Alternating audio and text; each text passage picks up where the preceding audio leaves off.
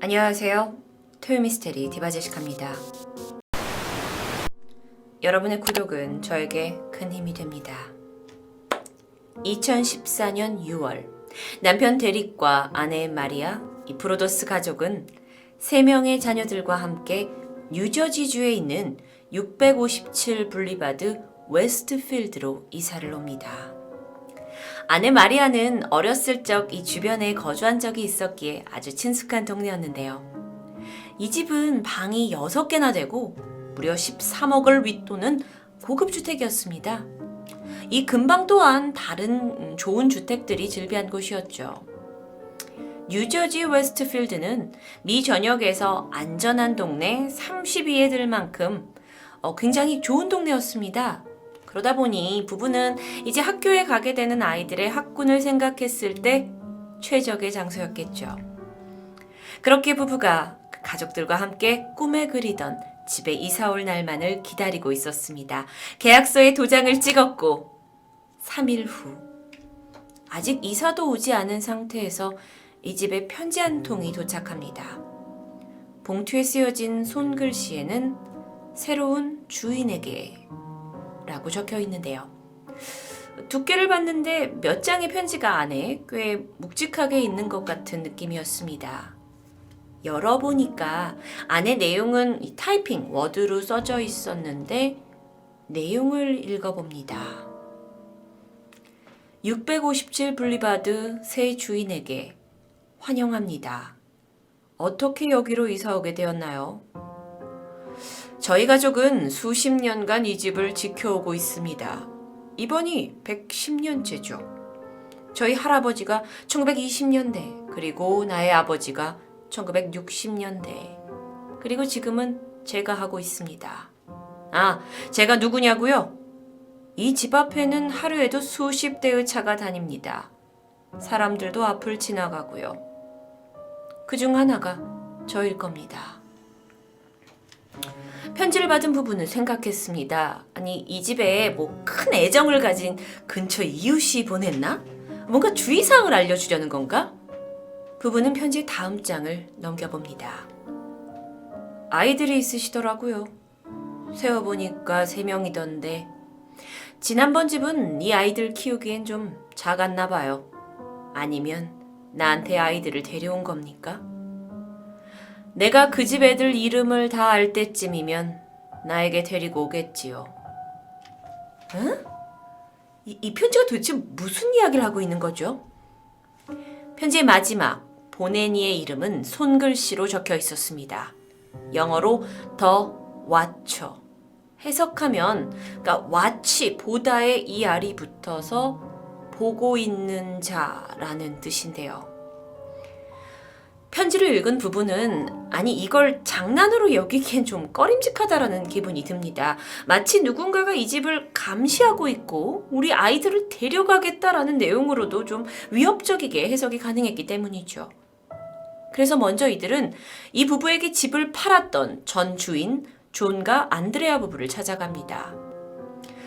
우리가 이사도 아직 오기 전인데 이상한 편지를 받았다면서 혹시 이런 일이 전에도 있었는지 알아보기 위해서였는데요. 존과 안드레아 부부는 노부부였어요. 근데 이제껏 여기에 23년간 살았던 사람들입니다. 그들은 한 번도 이런 편지를 받은 적이 없다고 말했는데요. 다만 이사 나가기 얼마 전에 비슷한 편지를 받은 적이 있지만 대수롭지 않게 여기고 그냥 버렸다고 말합니다. 데릭과 마리아에게 이 편지들은 심상치 않았습니다. 왜? 누가 이런 걸 보낸 걸까요? 그들은 곧장 편지를 가지고 가서 경찰에 신고를 하는데 경찰은 혹여 주변 이웃들이 용의자일 수 있으니 이 이야기를 아무에게도 하지 말라고 주의를 줍니다. 시간이 좀 흐르고 부부는 어쨌든 이 새로 들어갈 집의 오래된 인테리어를 고치려고 집 공사를 시작하게 되는데 2주 후 2번째 편지가 도착합니다. 이번 편지를 열어본 부부가 더 경악할 수밖에 없었습니다. 왜냐면 가족에 대한 많은 신상 정보가 들어있었기 때문이에요. 그들의 성 브로더스를 언급한다든지 3명의 각각 아이들의 별명, 그리고 태어난 순서까지. 단순히 이름을 아는 게 아니라 별명까지 아는 거라면 어디선가 이들 가족이 서로를 부르는 걸 들었고 그걸 보고 있었다라는 건데 부부는 소름이 끼쳤습니다. 게다가 편지에는요, 이런 내용도 있었어요. 당신네 아이들 중 딸애가 집 앞 테라스에서 그림을 그리더라고요. 꽤 예술적인가 봐요. 두 번째 편지의 전반적인 내용은 지난번보다 더 섬뜩했습니다. 내용을 좀 살펴보면 수십 년간 그 집엔 어린아이들이 있었죠. 그 비밀들을 찾아냈나요? 당신 아이들이 지하에서 놀게 될까요? 애들이 혼자 가긴 너무 무섭겠죠. 내가 아이들이었다면 두려웠을 거예요. 당신들이 위층에 있다면 아이들이 소리 지르는 걸 듣지 못할 텐데요. 아이들은 다락방에서 자나요? 아님 2층 방? 길 쪽으로 창문이 나 있는 그 방은 누가 쓰나요? 하긴 이사 오게 되면 그때 누가 어느 방을 쓰는지 내가 다 알게 되겠죠. 그러면 내 계획에 도움이 되겠네요. 데릭과 마리아 부부는요, 이 두 번째 편지를 받은 이후에 이제 새집 공사 현장에 아이들이 놀러 가는 것도 못하게 했고, 심지어 이사 계획마저 망설이게 됩니다. 당연히 그랬겠죠. 그런데 몇 주 후에 세 번째 편지가 도착합니다. 짧은 편지엔 이렇게 써 있었죠. 어디로 사라져 버린 거죠? 이 집은 당신들을 그리워하고 있어요. 시간이 흘러 집을 계약한 지 6개월 만인 2014년 말, 결국 경찰이 투입이 되어서 도대체 누가 이 편지를 보냈는지 조사를 시작합니다. 하지만 이 기록이 있는 게 아니기 때문에 우편 기록을 추적하기가 힘들어 보였고요. 남아있는 지문도 없었습니다. 데릭과 마리아 부부는 아이들과 함께 꿈꾸면서 이 집을 사놓고도 이사를 하지 못하는 답답한 상황이었죠. 그러다 보니까 시간이 가면서 부부의 스트레스도 점점 커져만 갑니다. 대출을 받아서 산 집이었는데 은행 이자는 계속 나가죠. 공사는 돈 들여서 해놨는데 여전히 가족은 다른 곳에 살아야 했죠. 그렇다고 이사를 들어가자니 와처라고 자신을 칭하는 이 스토커가 어쩌면 가족을 지켜보고 있을 수도 있고 해칠 수도 있는 거 아닌가요? 이런 두려움에 경제적 손실이 나더라도 별 수 없었습니다. 그래서 결국 부부는 집을 팔기로 결정합니다. 그런데 이것 또한 편지가 3번이나 왔죠. 경찰 조사가 진행됐죠. 이웃들한테는 흉흉한 소문이 돌기 시작했죠. 쉽사리 집을 사겠다는 사람은 나타나지 않았습니다. 이러지도 저러지도 못하는 상황 속에 부부는 급기야 우울증까지 겪게 되었고요. 전 주인이 우리가 이 집을 살 때 이런 내용을 말해주지 않았다는 것을 이유로 들어 고소하기까지 합니다. 그런데 이렇게 힘든 시간을 보내던 부부가 어느 날 새로운 아이디어를 내게 되죠. 차라리 이 집을 부셔버리고 집을 2개로 나눠서 좀 더 작은 집으로 만들어버리는 겁니다. 그렇다면 한 개의 집에서 주는 어떤 공포감도 사라질 수 있고 집 가격도 다운이 돼서 사려고 하는 사람들이 더 나오게 되지 않을까요? 그런데 이 또한 쉽지 않았습니다. 이 동네에 자체적으로 어떤 집을 지을 때의 나름의 규정이 있고 또 워낙 이곳이 이제 좋은 집들이 위치한 그런 고급 동네다 보니까 건축 허가가 나지 않는 겁니다. 이에 대해서 부부가 느낀 분노의 감정은 말할 수 없었습니다. 내가 가족의 신변이 걱정돼서 두려움에 떨다가 결국 내가 내 집을 2개로 쪼개겠다고 힘들게 결정을 했는데 법이 그들을 막아서게 된 상황이죠. 그러면서 부부가 이렇게 말합니다. 법이 지키려는 게 사람이냐 아니면 집이냐. 그렇게 화를 참지 못하고 있는 시간이 흘렀습니다. 이 집은 여전히 비어 있었고 부부는 어떤 시에서 정한 규정과의 싸움을 이어오고 있던 차에 2018년 얼마 전입니다. 결국 이 집을 2개로 나눠서 건축을 하는 것에 시의 승인을 받게 됩니다. 그런데 그렇다 한들 여전히 마을 주민들은 이런 동네엔 그런 형태의 집이 있을 수가 없다면서 반대를 하게 됩니다. 그런데 여기서 잠깐. 사실 이 집이 계속 비어져 있었던 것은 아닙니다. 2014년에 첫 계약을 하고 편지를 받았고 2년이 흐른 후에 사실 잠깐 다른 가족에게 월세를 받고 렌트해 준 적이 있다고 해요.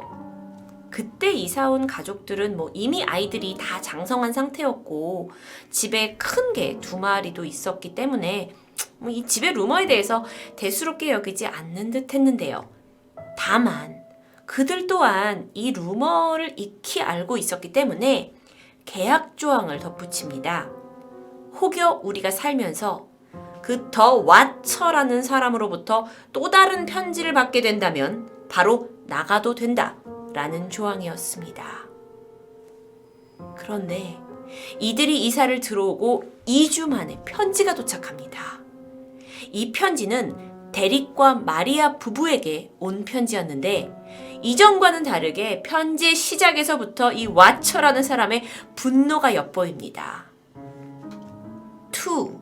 악질적이고 독한 프로도스 부부에게 이 집은 당신들의 모욕에도 여전히 잘 버티고 있습니다. 문 앞에 강한 군인들이 지키고 있기 때문이죠. 그 지역에 내가 심어놓은 군인들은 명령을 잘 따르면서 그 집의 영혼까지 지키고 있는 겁니다. 이제 당신들에게 차 사고가 날 수도 있고 화재가 날 수도 있어요. 별일 아닌 것 같겠지만 결국 이런 것들이 너네를 망가뜨릴 겁니다. 매일, 매일, 매일, 매일. 실제로 메일이 몇 번이나 써 있었습니다. 당신의 반려견이 의문의 죽음을 당할 수도 있고 사랑하는 이가 죽을 수도 있고 사고가 나서 뼈가 부러질 수도 있겠죠. 이 집은 널 경멸하고 있다고요. 결국 나, 왓처가 이길 겁니다. 소름과 함께 약간의 오글거림까지 있기도 한데요. 이렇게 약간 그전과는 다른 좀 뭔가 불만에 가득 차서 저주를 퍼부은 편지. 이곳에 그 렌트해서 월세로 살고 있던 가족들도 약간의 유치함을 느꼈는지 이사를 가지 않겠다고 결정합니다. 다만 이 편지가 오고 나서 집 곳곳에 더 많은 CCTV를 달아달라라고 요청하게 되죠. 그러던 어느 날입니다. 밤 11시쯤이었을까요? 근처를 순찰하던 이 지역 경찰 2명이 이 657 블리바드 집 앞에 한 차량이 잠시 대어져 있는 것을 발견합니다. 집주인 차는 아닌데 워낙 소문이 안 좋은 그 집이다 보니까 경찰이 이를 의심스럽게 생각을 해서 차량을 조회해봤는데 놀랍게도 근처에 거주하는 한 젊은 여성의 차입니다. 그래서 경찰이 이리 물어 저리 물어 조사를 해보니 그녀의 남자친구의 집이 이 집과, 그러니까 657 집과 같은 길상에 있다고 설명을 합니다. 그러다가 경찰의 남자친구에 대한 조사가 좀 더 진행이 되었고 그 여성의 말에 따르면 남친은 비디오 게임에 상당히 심취해 있는 상태. 그런데 그 게임 속 캐릭터 이름이 왓처. 편지 속 그 핸드라이팅으로, 그러니까 손글씨로 쓴 이름도 왓처였는데 경찰은 일단 그 남자친구를 수소문해서 경찰에 출동해달라, 몇 가지 질문할 것이 있다라고 전화로 요청합니다. 남자친구는 유선상으로 흔쾌히 그러겠다고 했지만 결국 모습을 드러내진 않았어요. 이후에 경찰로서도 어떤 강제로 경찰에 불러서 신문할 만한 근거가 없었기 때문에 이건 실패로 돌아가게 되죠. 그가 누군지 알려지진 않았지만 이 미스테리한 사건의 용의자 중 한 명으로 지목되었습니다. 그런데 사실 지난 몇 년간 유력한 용의자로 꼽혔던 또 다른 사람이 있습니다. 그의 이름은 마이클 랭포드. 같은 마을에 사는 5, 60대의 남성입니다. 사실 남편 데릭이 계약을 했고 첫 그 의문의 편지를 받은 지 얼마 안 돼서 이웃 주민들이 열어준 환영 바베큐 파티에 간 적이 있습니다. 근데 데릭이 그곳에서 그 이웃집에 사는 마이클을 만나면서 그에 대해서 알게 되는데요. 그는 이제 대릭네 집에서 멀지 않은 곳에 거주하고 있었는데 그가 사는 집이 90살 된 노모의 집이었어요. 그리고 그 노모가 자신의 이제 장성한 5, 60대 아이들과 1960년대부터 그곳에 살고 있다라는 겁니다. 또한 그녀의 그 노모의 남편, 즉 마이클의 아버지는 12년 전에 돌아가셨다라는 이야기를 들으면서 1960년대에도 여기 있었고 아버지가 돌아가셨다? 대릭은 왠지 이게 편지의 내용과 일맥상통하다고 느끼게 되는데요. 게다가 경찰이 어쩌면 범인은 이 이웃들 중에 한 명이다 라는 이야기 때문에 의심을 더 할 수밖에 없었죠. 그러던 어느 날 이 대릭네의 새로운 집 앞을 서성거리면서 창문으로 엿보는 누군가를 발견합니다. 그게 바로 마이클이었어요. 마이클은 그냥 지나가는 길이었다라고 둘러댔지만 대릭으로서는 워낙 정신적으로 스트레스를 받고 있었기 때문에 의심스럽다고 생각했고 사립 탐정을 고용을 해서 그를 감시하게 됩니다. 이후에 경찰까지 관여가 해서 이제 마이클을 신문을 했죠. 그리고 그가 의문의 편지를 보낸 왓처인지 알아보려 했지만 어떠한 증거도 발견되지 않았습니다. 하지만 대릭은 쉽게 의심을 멈추지 못했고요. 결국 어떤 일을 하냐면 이제 시간이 흘러서 우리가 이 집을 부셔버릴 겁니다 라는 내용을 마을에 흘리게 돼요. 그리고 그 내용이 마이클에게 들어가게 만드는 거죠. 왜냐면 만약 마이클이 왓처라면 분명 그에 대한 어떤 편지를 보낼 거라고 생각했기 때문입니다. 대릭은 반응을 기다렸지만 이후 편지는 없었습니다. 또 다른 용의자로 지목된 사람들도 있습니다. 바로 대릭과 마리아 프로더스. 에? 네, 집주인들이요. 그러니까 자작극이 아니냐는 건데 사실 이들이 이사 오기 전에 전전에 살았던 건 3억짜리 집, 그 다음에 살았던 건 7억짜리 집, 그러다 껑충 13억짜리 집으로 이사를 옵니다. 그러니까 마을 사람들이 생각을 하기에 저렇게 이사 다니기 좀 경제적으로 힘들지 않았겠어? 라는 추정에서 의심이 시작되는데요. 게다가 그들은 계약을 한 후에 1억 원을 들여서 집도 고쳤다고 전해집니다. 그러다 보니 돈이 떨어진 건 아니었을까요? 왓처라는 의문의 사람으로부터 편지를 받고 루머가 돌았고 이게 언론에까지 알려지면서 사실 프로더스 가족은 영화사로부터 러브콜을 받았습니다. 그들의 이야기를 영화로 만들겠다고 제안이 들어온 거죠. 어쩌면 부부가 이런 큰 그림을 그리고 익명의 편지로 관심을 끈 건 아니었을까요? 말도 안 돼요 라고 저도 생각했습니다. 하지만 실제 굉장히 이상한 사건이 하나 있었어요. 그러니까 시에서 이 집을 2개로 쪼개는 것을 승인해 줬죠.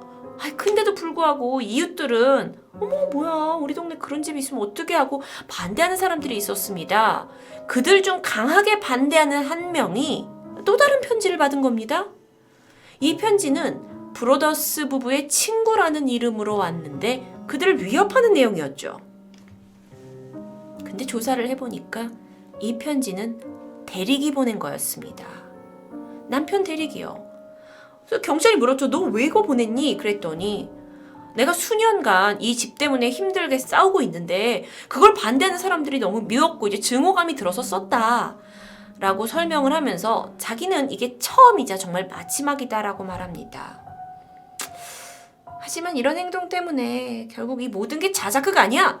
라는 주변의 의심을 사기엔 충분했죠. 물론 이건 이웃들 사이에서만 그가 용의자로 지목된 것이고 경찰 조사까지 받기엔 부족했습니다. 결론적으로 이 집과 관련돼 체포된 사람은 아무도 없습니다. 그러던 2018년 의문의 편지 왓처에 흥미를 보인 무려 6개의 영화사 사이에 배틀이 붙었고요. 그중에 넷플릭스가 승리를 거머쥡니다. 넷플릭스는 이 사건을 처음 그 뉴욕 매거진과 더 컷이라는 잡지에 기고한 리브스 와이드맨이라는 기자와 집 주인에게 돈을 지불하게 되는데 스토리를 사는 것에 대한 돈이요. 정확한 금액은 밝혀지지 않았지만 최소 10억에서 그 이상의 억 단위의 돈을 지불했다고 전해집니다. 2019년 8월 657 분리바드 집이 팔렸다는 기사가 떴습니다. 집주인이 13억에 구매를 했고 1억 원의 공사 비용이 들었지만 두 개로 쪼개지지는 않고 한 개의 집으로 해서 9.6억 원에 팔렸다는 기사였습니다. 데릭과 마리아 부부는 정말 돈을 위해 자작극을 벌인 걸까요? 아니 근데 무슨 부모가 아이들의 신변까지 위협받는 스토리를 써낼 수 있을까요? 만약 그게 아니라면요? 왓챠의 정체는 무엇일까요? 넷플릭스가 힘겹게 사간 이 영화의 내용이 언제 개봉될진 모르지만 상당히 기대됩니다. 토요미스테리 디바제시카였습니다.